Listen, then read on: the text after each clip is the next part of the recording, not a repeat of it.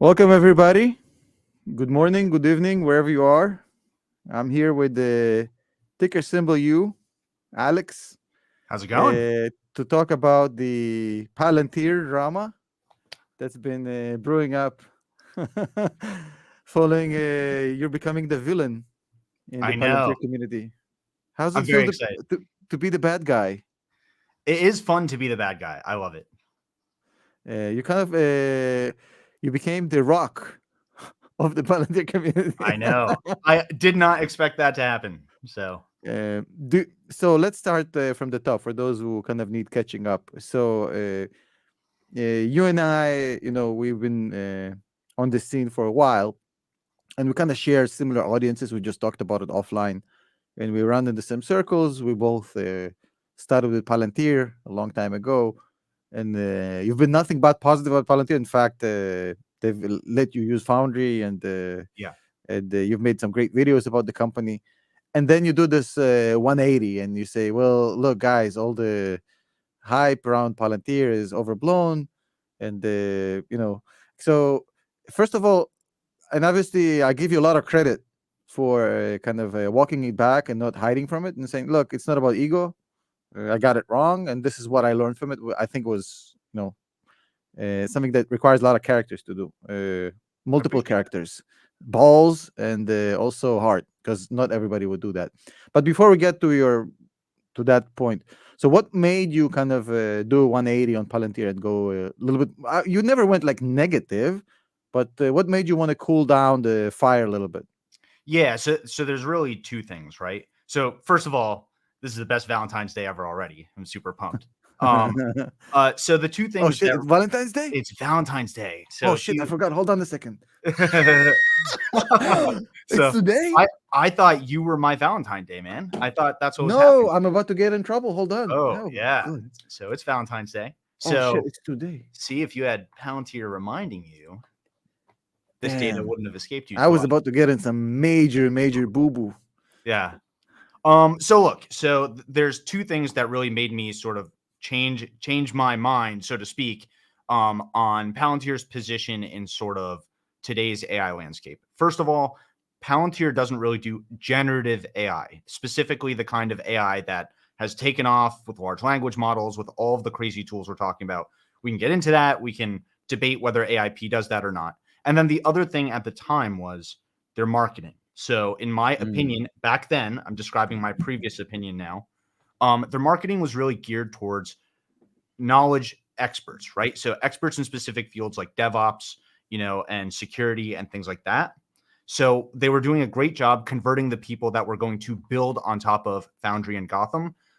Those usually aren't the same people who control the budgets of those programs. Those people tend to be very non-technical. They tend to be more project managers. They tend to be more like spreadsheet jockeys. They care a lot more about like their budgets.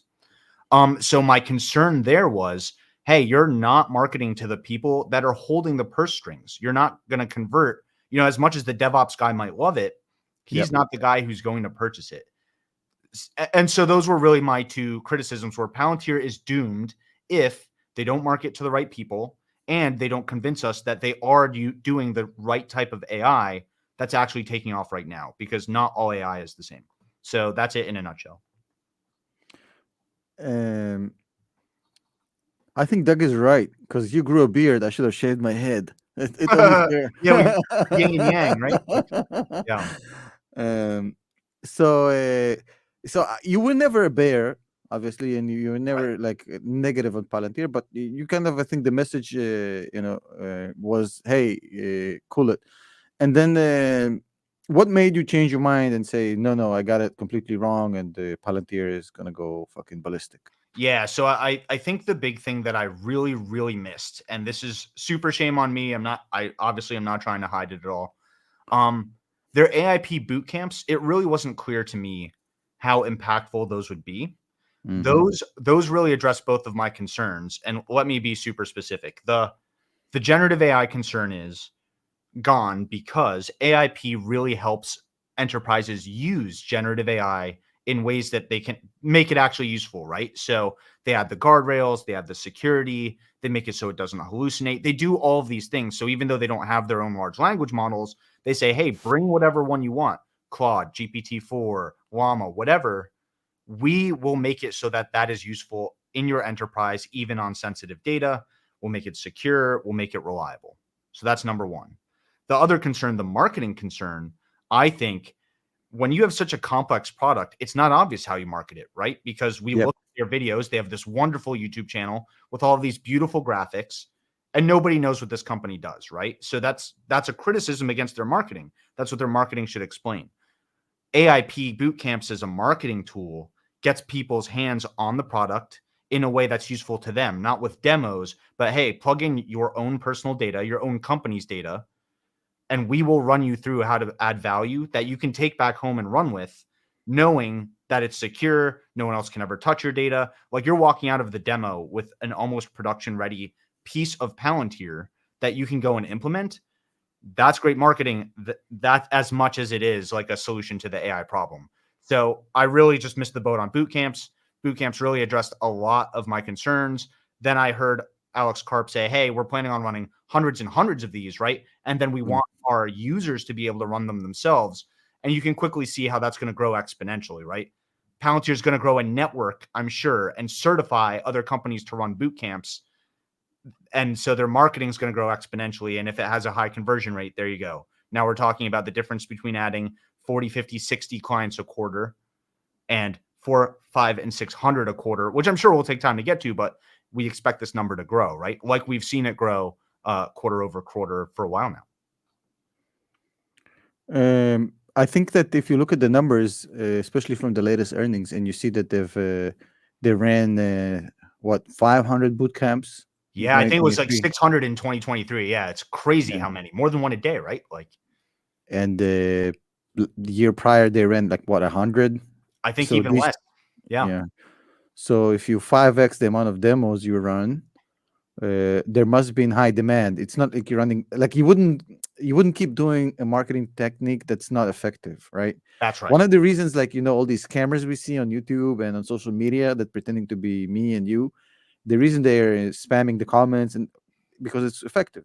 Otherwise, they wouldn't have kept doing it. So if you're seeing the amount of boot camps and demos go up 5x or over a year, it must be working. Now, when I spoke with Sham, and we had a wonderful conversation, and some of it was on the podcast, some of it we spoke a little bit offline after the podcast. When we had a chance to conversate about this, he told me that he had some wild experiences in these boot camps, and not in the way you're thinking about it, in the way that people would come in completely in the mindset of, well, I'm doing you guys a favor. I showed up. Let's run through this so I can go back to my things. I'm busy, whatever. And they come out of it completely blown away, literally saying, I've never imagined this could be such a game changer. So he says that when he sees this happen, it's I don't think they understood fully the power of these boot camps. That's right. Nobody knew how explosive this thing would be. And the crazy part about it is it's still not priced into the current share price, in my opinion, because you can't see it in the revenue line yet, because these new clients are not going through the sales cycle, which takes about 6 to 9 months. So none of this is actually still reflected as far as the bottom line. So the only thing for me here is like I look at it as a massive advantage, and I say, look, I know that their sales funnel has grown 5x. I also know that this 5x increase in the sales funnel is not yet reflected in revenues because of gaps of cyclicality of sales, which means a big part of the market is not going to see this happen, which means there's a huge informational arbitrage for people who actually understand Palantir to make money on the stock. And I think it's a wonderful opportunity. We have a super chat here from Jake Blake. If this is your real name, Jake, congratulations. You have a wonderful, that's a movie star name, Jake Blake. He's saying, didn't that strategy work for them with the Department of Defense, though? They gave the software to the guys in the front lines to prove its usefulness and to create demand that moved up the chain.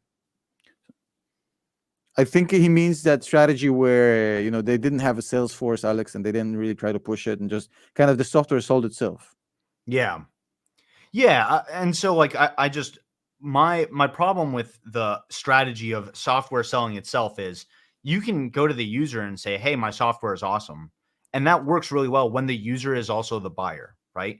It's very often, definitely on the government side, That's a that good the point. scientist or the soldier or the Yeah. person on the front lines who's going to use the software isn't the same person that's purchasing it. And that was definitely one of my big Yeah. concerns in that video was, hey, the marketing is to the wrong people. It's not the people with the actual power to make this purchase. And make no mistake, Palantir's an expensive platform. It's a real enterprise piece of Yeah. software, right? Like it's a big How purchasing much decision. their top 20 clients paying per client? Like what, 50 million a year?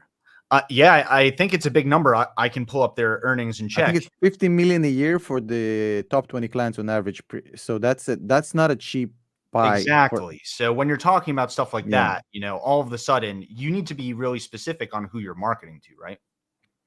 I think I heard this explanation when I just got into Palantir, and I remember talking about this with one of the people who got to use Foundry in the early days, and he told me that basically, look, and he was from the kind of from the operational side, and he said, look, I've been dying to get my hands on Foundry, but we couldn't get this done because our CIO doesn't want this thing to happen because he has his own thing and he doesn't want to look bad by bringing something new that costs more money, which he will need to spend. So it's a politics game. So he wants us to work with an inferior product because of politics, internal politics, and he's the gatekeeper.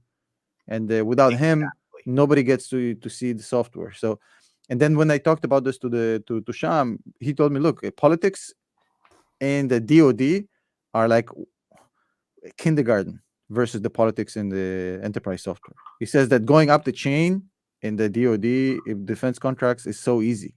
There's no gatekeepers that you can talk directly to anybody. Right. With an organization, you have to go through one guy who makes the decisions, and that guy is usually the guy who Frankenstein the previous system that they're running. That's Palantir is supposed to replace. So it's a there's a problem there. But then that's how you solve it with boot camps, with the community. Community is super important for Palantir. And I think they've done a great job at that specifically. Like if we go back, Alex, think about it. Like let's go back 2 years Yeah. and compare community then to community now. Completely different ball game. Completely different ball game. I 100% agree. And I think a lot of that is just to more and more people understanding what Palantir does, how they do it and why, what makes them different and special, right? Like, I think one thing that I'm really grateful for too is that Palantir is receptive to the YouTube community, right? Like, Yep. I've had several people reach out to me and they're like, hey, this is a great point. We feel the same way about certain things, or we don't agree with you on certain things, and I get some clarifications and it's like, wow, this is really incredible. I'm like able to actually have a feedback loop here. And I've met with Sham after I made my videos that said the 5 things that worry me about Palantir, and I talked about fabric and other stuff and the Yeah. retention rates. And he said, "Yeah, I liked your video. Good point." I said, "Yeah, thanks." So he never said, "Oh, I'm butthurt about what you said about us." Exactly. Yeah. Yeah. It's so funny. Like the people who actually get like really hurt about it, they show up in the comments, but it's not the same. Like it's not people from Palantir. It's like random, No, hey, how the many people shares at do you have? Palantir, 5. they know. I think Alex, they understand that they're sitting on a gold mine. This is, if you want to simplify this, we're looking at the next gold rush, right? AI is gold, and 100%.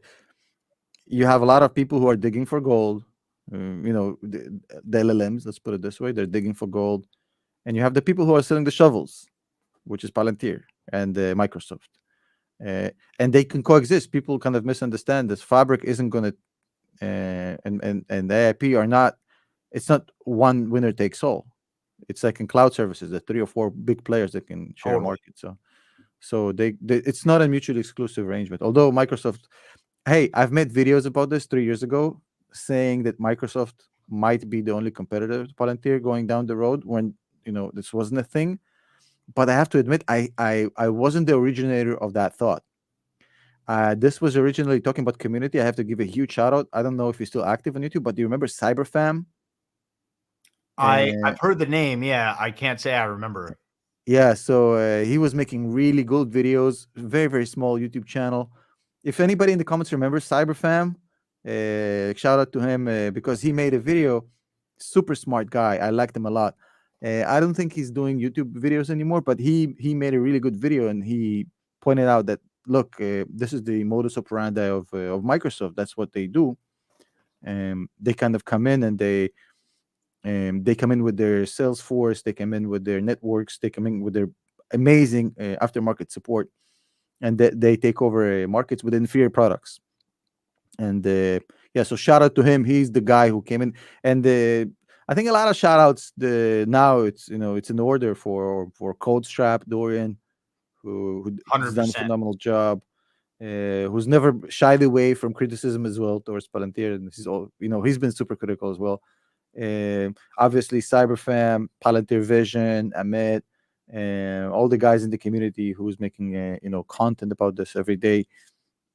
I think we're getting to the point where we have almost like a Tesla-like community around Palantir, which is a beautiful thing to see. No doubt. Yeah. So, did the earnings change anything for you as far as Palantir? Like, did you see anything that made you change your mind even more, like get more bullish, or is it already kind of at this point you just see it as more confirmation of what you already knew about the company? So I think the earnings did two things for me. They reconfirmed all the positives, right? Like, hey, Palantir is still growing in all the right ways. I think the one thing that made me way more bullish, I'll say, is I've always been a fan of having their commercial growth be faster than their government growth and their commercial revenue be bigger than their government revenue, right? So what I ultimately believe needs to happen for Palantir to be in the $1 trillion club, let's say 10 years from now, if not sooner, is for them to be big commercially, right? Because the government only has so many customers and so many needs for Palantir software, and those needs are big. Somebody remembers the Cyberfam. There you go. Yeah.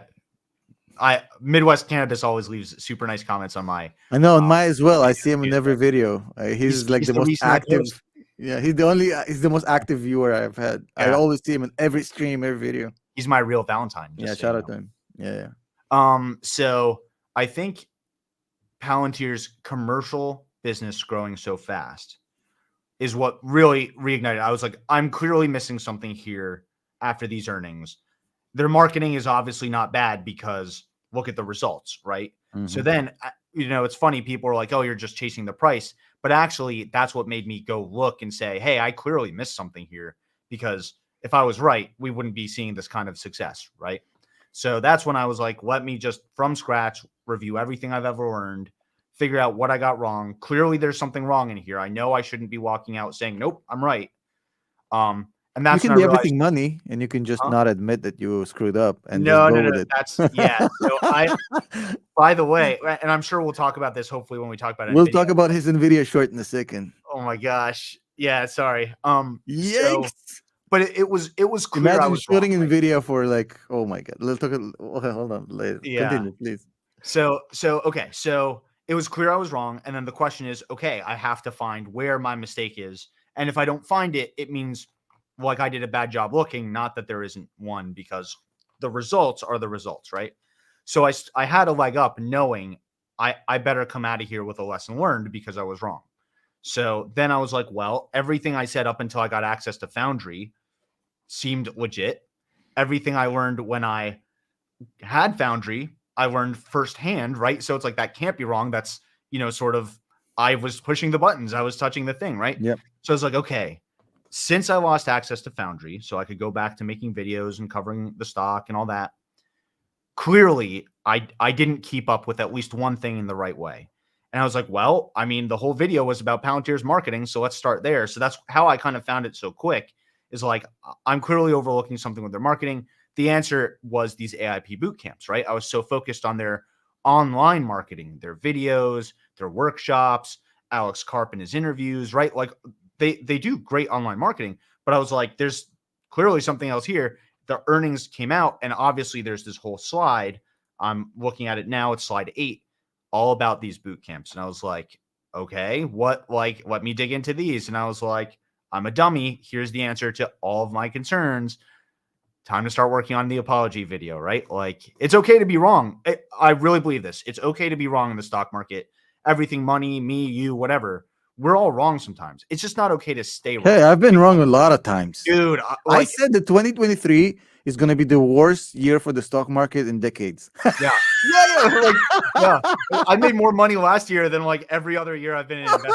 Right? Like, so, but it's okay. Surprisingly, I made a lot of money this year because I don't trade based on the macro. Yeah. But I mean, wow, I couldn't be more wrong about 2023. And like, dude, it's part of life, you know, especially in a like after interest rates change from 0 to non-zero, right? Like, it's just not okay to stay wrong. So when you know you're making a mistake and you have a big audience, for example, you sort of have this responsibility to be like, hey, I'm coming out with an update because Bro, and I had a lot of stinkers. I thought Wish would be a good company. Dude. Peloton. I had many stinkers. Yeah. But I think the key is like to have more success. Like you need like 60% or 40% success. You can't pick every single stock. I mean, not every stock is going to be a super microcomputer, for example. Dude, I can't believe you're the guy who like really got the guy. Company. Yeah, man. I don't know how you're not like hammering on SMCI, dude. No, I'm posting every day on X saying, dude, remember, I told you. Tripled my money pretty fast on that. Like, you know. Where's my money? Yeah, I was going to say, if you're a whiskey man, I'm mailing you a nice bottle because. Nah. Right. It's, you know what I always say and what should always be said? When people say in my comments, oh, Tom, you made me a lot of money. No, bro, it's the same thing. I don't want you to blame me when the stock price goes down. It's not my responsibility when the stock. I also don't need the praise when the stock goes up. It's not my. You pulled the trigger. You spent your money. Yeah, I had nothing to do with it. And either way, they did the research. I say the same thing all over. But to your immense credit, it was your video that got me looking at SMCI in the first place. And then, bro, I looked at it and said, you know what my thought process was? I was looking at it and said, okay, so Nvidia is crowded. Nvidia is still Nvidia is still gonna make a lot of money. Yeah, but it's crowded as fuck. So where can I get cheap Nvidia exposure? That was my first thought. I said that. By the way, that would have been a great title. I should have done that. Great, cheap Nvidia exposure. There you go. So I was like, where can I get cheap Nvidia exposure? And I started digging and said, okay, wait a second. So the Nvidia is building the infrastructure, and these guys are building the infrastructure of the infrastructure, but they're not as up as Nvidia. So there's a gap, and that gap is going to close because people will figure out, and it's going to pull each other up. I said, oh, hold on a second. So it's up already quite a lot, and I said in my video, I said it's up a lot, but hold on, and I looked at it and said, wait, there's way more room for this thing to pop because it's going to get to the same level of growth of Nvidia. And then I said, yeah, this thing is legit. You look at the numbers, you look at the business model. That was an easy call. Yeah, supermicrocomputer was an easy call. But the ANET was another one I called this year. ANET was good. Arista, is that Arista Network? Yeah, Arista. I never know how they're pronounced. Yeah, I say Arista. I don't know. I think it did like what 75%. CrowdStrike from early 2023. Another one that did over 100%. Yep. Yeah. So look, I had a great year, but I completely shut the bed on the macroeconomic. My analysis was like, Jerome Powell doesn't know what he's doing. We're going to have a massive inflation spike. Blah blah. The market is going to go to the toilet. But if I was, that's the point, right? If I was investing based on timing the market, I was so convinced that we're going to have a crash. So convinced. Yeah. I would have sold. But like the only reason I haven't sold a single share is because like I know that's impossible to time the market. Like I look at macro as entertainment. I was like, okay, I wonder where the market's going to go. Yeah. I don't change my investment strategy whatsoever based on macro. Yeah. The only thing that can change my investment strategy is fundamentals of a specific portfolio. That's right. Or of a stock. Yeah. And so like I even took it one step further on my channel. I was like, hey, not only am I not going to pay attention to macro, Jerome Powell, interest rates, inflation, and all that, I'm no longer going to talk about any stocks that I don't have firsthand extra knowledge about, right? So because my background's in sort of engineering and AI, I was like, anything that's not chips, software, or hardware for AI, I'm done talking about. So I pared down from like every stock that ARK Invest talks about, every stock that was running hot because it was a big small growth company. I was like, hey, if it doesn't build a microchip or things that go into microchips, I'm done talking about them. So I'm down to talking about like less than 20 stocks total across like the board. Yeah, because unless you're in AI or in infrastructure that relates to AI, you're kind of in Gen 2 and we're in Gen 3 right now. Yeah. If you think about internet was Gen 1, AI is Gen 3, and then the what we have now is kind of the iPhone 3.5. Yeah. And you don't want to be talking about the old gen stuff. They're still going to make money, and they're still like, I mean, carpenters make money, doctors make money, sure, but the big money is in data. That's And I've right. been saying this for years. By the That's way, do you remember my response? Before we continue, we have a free Discord to join, which we already grew to 6,000 members. Shout out to Greg, investor. Go subscribe to his channel. He's my community manager. So if you guys want to join our Discord and participate in the community, it's absolutely free to join. Discord.gg/Tom Nash. Go join. We have a wonderful community, and we would love to see you there. But do you remember my response video that I've done to to your video? my recent Palantir video. No, for the first Palantir video, you took a shit on them twice. Okay. So remember one 5 months ago where you took a shit on them, and then the most recent one I didn't have a time to do response. Okay. But No, I don't remember your response. Tell me all about it. No, you don't remember? Wait, I want to show it to you. No, Look. sorry. I'll show you a little clip. It's like a 30-second clip. So here's my response to the video made by Oh God. about Palantir. Now, Ticker Symbol U, which is a terrific channel here on Finance YouTube. It's ran by a friend of mine, Alex, and he makes some of the best content on the platform. Made a critical video about Palantir, specifically criticizing the retail investing community of Palantir. That's the first for video. misunderstanding what Palantir is and what Palantir AI is supposed to do. Now, the first thing I want to explain here is I don't want you to send any hate towards Alex, because I think it's important to have contrasting opinions in this story, because we don't want to be an echo chamber where people very are not important. allowed to criticize Palantir, its management, or even its investors. That's absolutely fine, and I think he's doing important work. Now, the first thing I want to explain here with Alex and Palantir. So Alex actually had the opportunity to work and utilize the platform. Anyways, I go on to this whole tirade about how this is all basically a huge infrastructure play, and it's the shovels. Yeah. Like, I don't think we need to be generating like LLM level of generative AI to be on a generative AI kind of multiple. That was my thought process. Because like, I don't need to be prospecting for gold because I'm going to sell a shit ton of fucking shovels anyways. So that's why I said I think you're wrong. But as you heard, I wasn't like beefing with you on anything. That was like 5 months ago. Yeah. So I think if I remember right, that was because I was saying, hey, Palantir's not a generative AI company. Yeah. You have but it people wrong. did misunderstand this. To your credit, I think if you've made a poll inside the Palantir retail community and you would have asked people, I think at least 30 to 40% would have answered that they do a generative AI. That's right, for sure. And people misunderstood your criticism because you're not saying, hey, this is a horrible company. You're saying, hey, guys, they're not what you think they are. They're not an LLM. It's a whole different business model. But the nuance is a lost art in 2023 and 2024, as you know, especially if you have a lot of subscribers on YouTube. I think that's honestly such a shame because especially when it comes to companies like Tesla, Palantir, Nvidia, it's very important to understand exactly what they do and exactly what they don't do.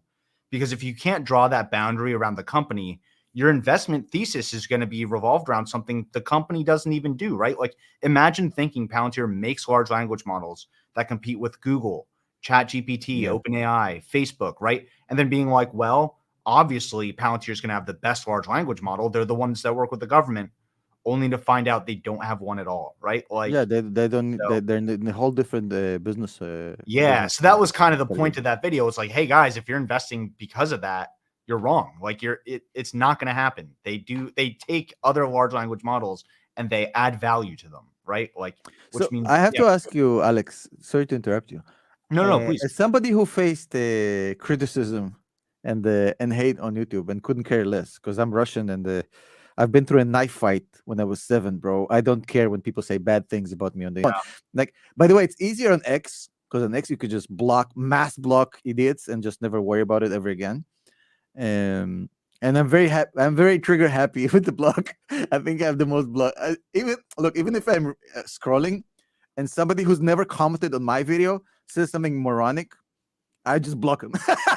He's That's not really following smart. me. I need to start doing it. He's not following me. He's probably never heard about me. I just block. Yeah.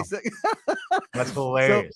Yeah, it's I'm very trigger happy. So I, I'm from a culture where people saying mean things about you on the internet is not a big deal. How do you hate? How do you handle the hate that comes with the being when you say bad things, what people perceive to be bad things at Palantir, and people go for your neck for your jugular. So how do you handle that? I honestly, I don't do what you do where I block people, but I just ignore them, right? Like I'm doing the best I can. At the end of the day, here's how I think about it. Did what I put out add value to the conversation? What I care about is all the investors who don't leave comments, right? The silent majority who are there to learn something. They're there to just add another data point to their own thesis, whether it's good or bad. I have plenty of, and by the way, there's two types of negative comments. So let me maybe start there. The people who are like, I watch your videos and short everything you say. I love those people. Those people are taking what I think is good data and they're doing what they think is the right thing to do Yeah, with it. That's that totally sounds fine. Pavlovian to me. It Almost it Pavlovian reactions. It's like, like all the mean comments that are about my ideas, I really respect those because some of them turns out are right? Like, hey man, you're missing the boat on Palantir. You're totally wrong about their marketing, blah blah blah. Great, right? Like I was wrong. And I followed up, right? Like I found a lot of value. By the way, shout out to Sean Bosley for the $5 super chat. S&P inclusion soon. I think that's a 100% thing. There's inevitable. a yeah, it's inevitable. Inevitable. We agree with you. So I learned a lot from engaging with the negative comments that are constructive, not with Palantir, because I really didn't say a lot of bad things about Palantir. Yeah. But I've made a video once, and Tesla has a very similar community to Palantir in a way that they really like. I call it like the pack of hungry wolves. When you say something bad about Tesla, they go. Yeah. So I made a video saying I don't like the semi truck, and I don't like it because there's issue with long haul trucking, and then the battery is going to be extra weight, so your load capacity is going to come down, and there's like I don't see it. I love it for the vehicles, but I don't love it for the trucks. And a lot of people came to my comments and came to my DMs on X, then it was called Twitter, and they've actually explained to me, hey, there's ways to work around it, and I've actually educated myself because of it. I got really better. Totally. Yeah, so you can learn a lot by criticism, but I say, look, when people are going at you, don't get bitter, get better. I think that's a great point. Yeah. It's the same for me. I have a critical Tesla video out right now. A lot of people saw it. Some people think it's super emotional. Some people think it's the best video ever that anyone's made about Elon Musk's recent behavior since maybe he bought Twitter and changed it to X. Can you talk more about this? I'm curious to hear your current thoughts on Tesla. Sure, yeah. So I'll finish this thought and then I'll go to Tesla if that's okay. So I think my overall point is on the comment side, if it's constructive and if it's about the investing idea, those are great negative comments. Like, I'm here to get better as an investor, just like everyone else. I just happen to have a camera and a microphone and people dig that, right? Just like your audience, just like everyone else's audience. The ones that like really I ignore and choose like not to engage with are the ones that like, oh, you're an idiot, you just don't understand. That's the whole comment. It's like, well, you didn't help me understand and you just kind of attacked me as a person, right? Like, there's nothing there for me. There's no insight here, so I'm just moving along, right? There's no value I can extract from that. So yeah. So Tesla, right? I love the company. By the way, anyone who's seen my channel from this stream, if you go to the playlist section of my channel, you can see my Palantir playlist, 17 videos or so, most of them very positive. Tesla, probably another 17 videos, most of them positive. Nvidia, something like 30 videos, all positive, right? Maybe one or two negative. The thing that these companies all have in common is I think they're great companies. I think Tesla's a great company. I think they build great products.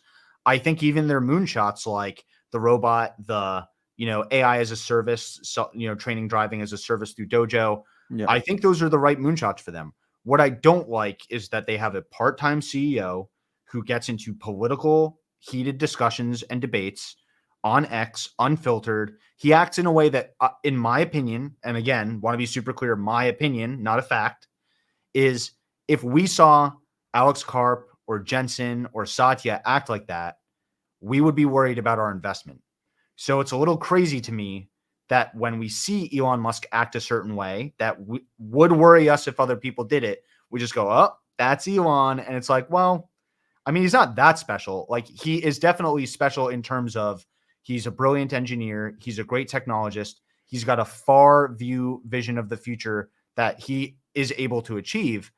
But that doesn't really exempt him from acting like a good CEO, right? Like, of a publicly traded company. That's my opinion. So, and I put my money where my mouth is. Look, I think the thing with Elon, at the end of the day, whatever you think about his antics, whatever you think about the things he tweets about, what he says, the way he behaves, all of that, you can be very critical. But here's the thing: when you're getting Elon Musk, you're getting the whole package, right? You're getting the genius, brilliant, innovator, inventor, a visionary, out of the box, workaholic, super dedicated guy who will die for his product. Yeah. But you can't get that without get the other stuff, because he's not a normal human being. He's a very flawed individual. You cannot be that good at what you do without being, absolutely a flawed individual. Like, he had 17 divorces or whatever. I don't know, like 1,500 kids. I lost count at some point. But I think those are about right. Those numbers seem correct. And look, I'm one of his biggest fans. I think the man is a brilliant innovator. So I mean, you can't say, well, we want you to behave like Mark Benioff from Salesforce, right? And we want you to come in and revolutionize everything we thought about transportation, autonomous driving, internet, Neuralink, all this stuff. You can't separate these two, Alex. I mean, you can't get the genius Elon Musk without the craziness. It's like saying, well, you remember back in Back to the Future? I mean, Doc Brown was the way he was because he was a mad scientist. You can't separate. He can't behave like an accountant. So it's never going to happen. People expect things of him that are impossibilities. Yeah, he's never going to be a CPA. So I agree with that. But let me ask you two things here. So the first is, why expose your portfolio to that kind of risk, right? Like, so don't get me wrong. Tesla's mission, SpaceX's mission, I think are two of the most important missions in the world. I fully support them, right? But why, like, if I'm here to make money from my investments, let's just argue that's the only reason to invest. I'm not saying it is. Like, obviously supporting missions you believe in is another great reason to invest. But let's say all I'm trying to do is maximize my returns. Why would I invest in a company where I know the CEO has at least 4 other companies that he runs, and he likes to pick bones and beefs with Disney and like all sorts of politicians? Because the company is that good, Alex. Because despite all of these things, he still has despite of, like, would Tesla be better if it's the only thing he did and he never did crazy stuff?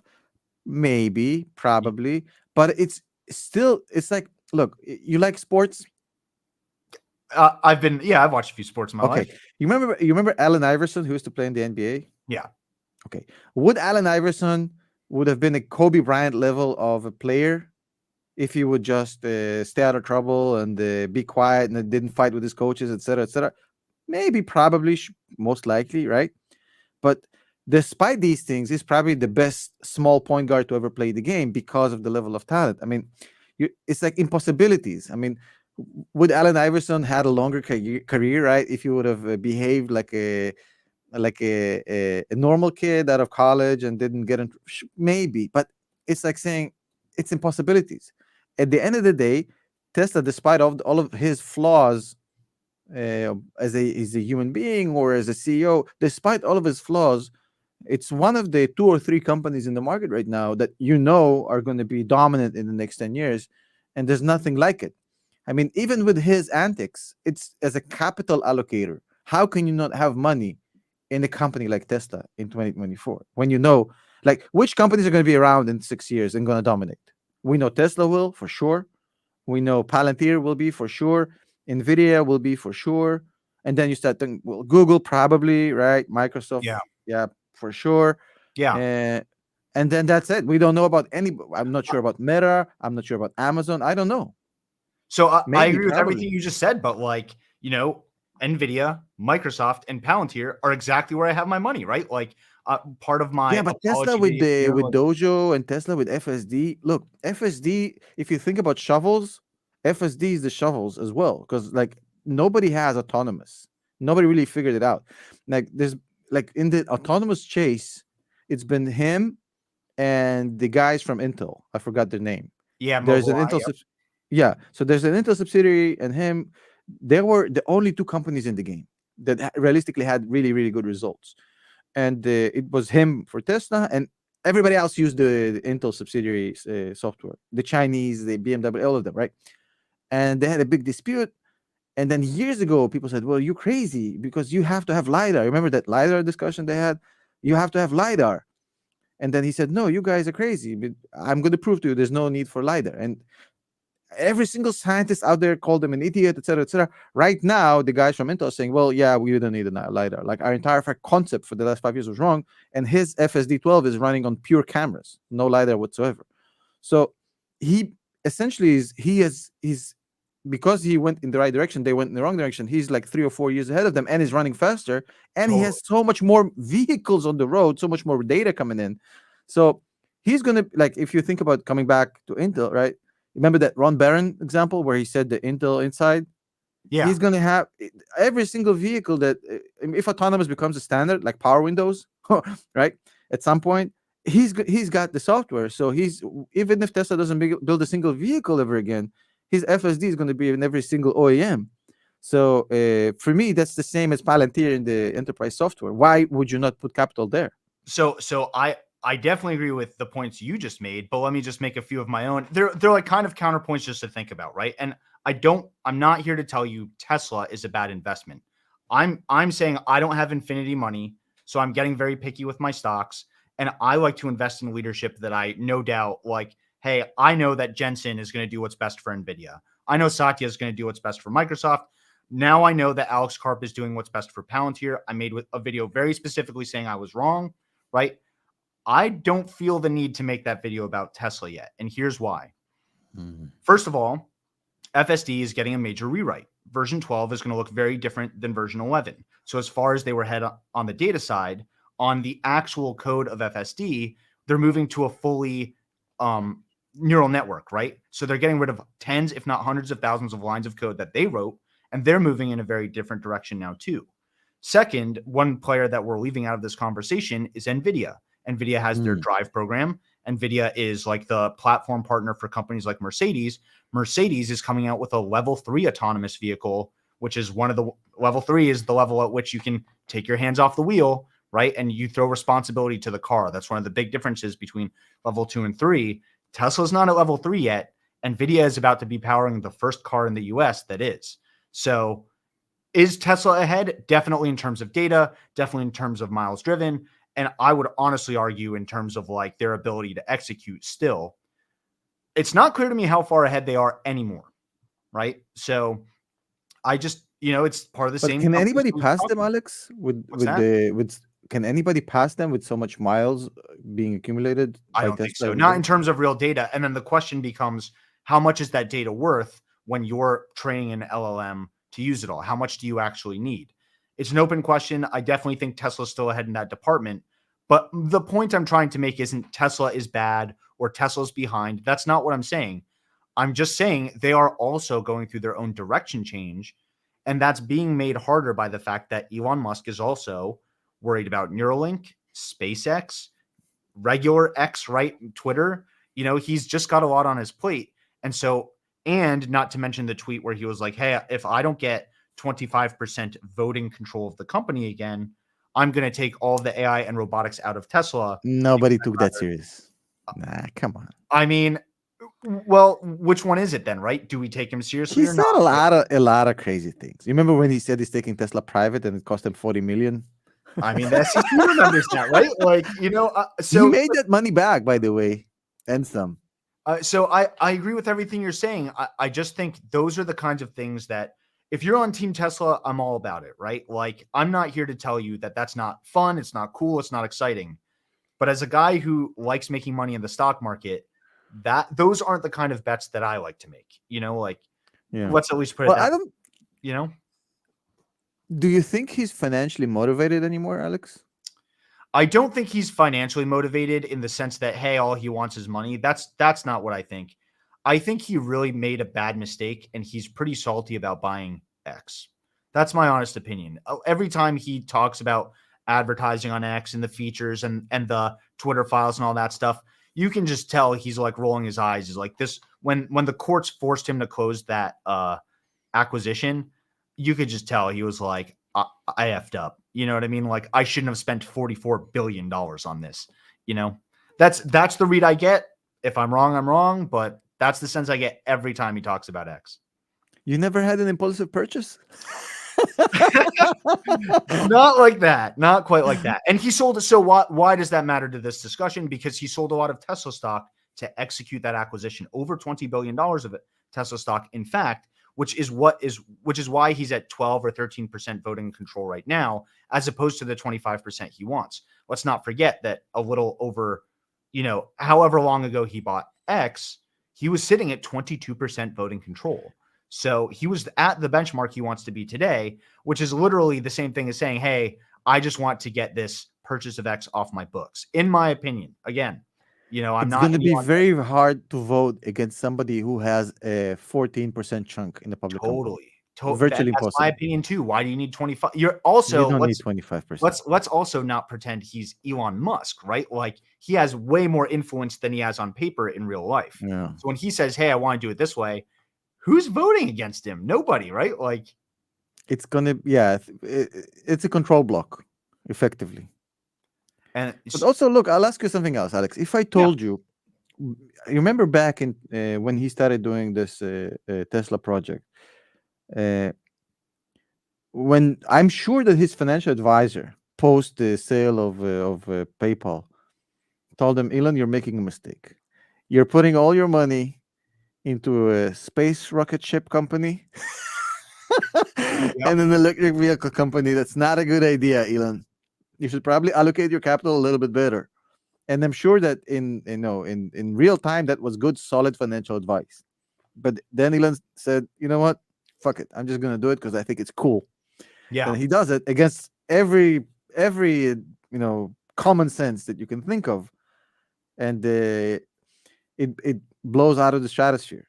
And then literally, literally with SpaceX, so it's very hard to say, look, and I think it's similar thing with X, like, right, when it was called Twitter, people said, well, how is he going to make money off of Twitter? Twitter has never made any money.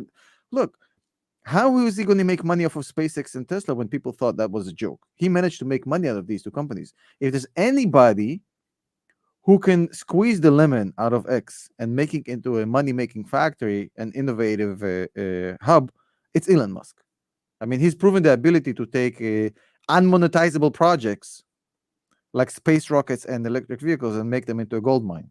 So I wouldn't worry about the part of X. I agree with you that if he had like a DeLorean time machine, he would have gone back and didn't pull the trigger because it's a distraction. That's exactly my point. But he's still going to make money off it. He's still going to make money off it. And he's proven the ability. He's the world's greatest multitasker, Alex. The man is like, if there's anybody that can pull it off, it's him. He's always worked on a gazillion projects. He doesn't sleep. He's obsessed about work. He doesn't do anything else. He reminds me, when I was growing up, I had in Russia, like how in Russia, like the cultural stars back in the chess guys, they were like how you have the NFL stars and Kasparov, like the chess guys were the ultimate rock stars in Russia when I was a kid, right? And my dad had a few friends who were like grandmasters, and he would tell me about them. And it's like, they now know nothing about anything else. That's the only thing they do. They're obsessed about this. They think about it every day. They don't care about anything else. They don't read the news, etc., etc. That's the kind of guy he is. He's obsessed about his businesses, and he doesn't care about anything else. And it's not. He's never going to be standard. I think people try to shoehorn him into this pattern of what a CEO should behave like. Should he have smoked pot with Joe Rogan? Probably not. It wasn't the best of ideas. That tweet that people got all annoyed about. Yeah, probably not a good idea, right? but sometimes he's not. He doesn't have any filters, and some of it, he's part of Asperger. Some of it's probably because he's just a weird guy. But you can't take away his execution and success. Like Totally. if anybody earned the right to act out like this, it's him. I agree with everything you just said. Here's the two differences between the way you see it and when I see it. Chess masters obsess over one thing, and it's chess. And Yeah. I think a lot of CEOs do that same thing with their business. Jensen doesn't have 10 businesses. He's obsessed with Nvidia. Yeah. He treats it like it's dying every day, and that's why it's grown, right? That, and I mean, they have brilliant engineers. By the way, I've been told he's a very, very down to earth guy. I mean, I have a friend who has a friend who works with him directly, yeah. and he says this coolest guy ever. I'm going to GTC this year, and I'm going to get to meet him in person. So like, Yeah. I'm excited to see firsthand, right? Like, so chess masters, right? Focus on one thing. That's all they know. Those are the kind of CEOs that I think, at least I invest in, right? The other thing is Twitter is very different than Elon Musk's other ambitions, right? So when he's thinking about Tesla or SpaceX, in my opinion, he's thinking about hard engineering problems and clever ways to solve them. I mean, where does X fit into that equation at all? Same with Neuralink, same with the Boring Company, right? Like, you can go down the list and you're like, got it. These are engineering problems that require out of the box thinking, different battery chemistries and form factors, landing rockets backwards, implanting chips into human brains, boring tunnels under cities so that you can increase the flow of traffic. Twitter? Like, so I think that's my other hiccup is it's a very different mindset than the other companies that he's built from the ground up, just like you've said correctly. He's not using the same part of his brain even, like. I have a rebuttal for you. Sure. I'm all about it, man. So what's the underlying reason for building Tesla? Is save the planet from itself. Yeah, way, fossil right? fuels suck, right? Like, Okay. What's the logic of buying X? Save people from their own echo chamber kind of prison that we have put ourselves into because of the way social media algorithm used to work. Totally. So I think he's not motivated by, oh, this is a complex engineering problem. I think the underlying thing for him is like, how can I make things better? Like generationally, right? I think, look, if we go back, and I have a lot of criticism towards X, yes, it's not perfect, definitely. But if we go back and we see we've gone downhill with this thing of social media algorithms have been built to give you what you want to hear because that's more monetizable, right? He's trying to break out of this mold because what the result of this mold is what happened with, remember, Trump and the whole chaos that happened. That doesn't happen if people aren't fed this reality that's anything but reality through social media consumption. So a lot of the craziness that went on in the world in the past few years doesn't happen if we have actual news and actual freedom of flow of information across social media that doesn't get people to go fucking crazy because they're seeing the world through a straw. You know what I mean? And I think that's what's motivating him, not specifically the complexity of it, but the I'm all like, and I want to be clear, like the world has a ton of really hard problems to solve that are global problems. I just don't think Elon needs to be responsible for solving all of them. I think he's way better suited to solving the engineering problems. And if you disagree, I think that's great. Like, by the way, I want to be crystal clear. This is my opinion, right? Like, I'm not telling people to dump Tesla because Elon also owns Twitter. I'm just saying, hey, like he's distracted, right? Like there's 24 hours in a day. Yeah. He's the CEO of at least 5 or 6 companies. Why? And you're not made of money. So when you choose to invest in one stock, you're by definition choosing not to put that money in another, right? So it's kind of like you do have to choose. Unlike chess grandmasters, where the guy number one is clearly number one, right? Yeah. Like, but look, statistically, Tesla has done fine long term for its investors. Even this year, they've been pretty much flat. Like they haven't like done horribly for their investors in any bad year. But yeah, they have problems that needs solving for sure. There's Chinese competition coming up, definitely. There's a price war. There's a lot of things. But look, there's counter arguments to this. I'm very excited for Tesla's future, and I can accept his flaws along with his genius. But totally. That's such a personal decision for any investor. We're going to allocate capital. There's more than one right answer. I mean, Tesla isn't for everybody, just like Exactly. Palantir is not for everybody. I mean, Palantir, right? Look, Alex, you're buying a stock with 3 beta.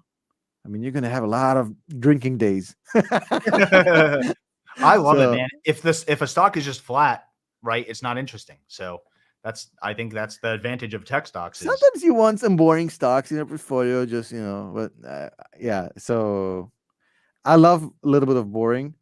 But yeah, I agree with you. Before we sign off, a few important things.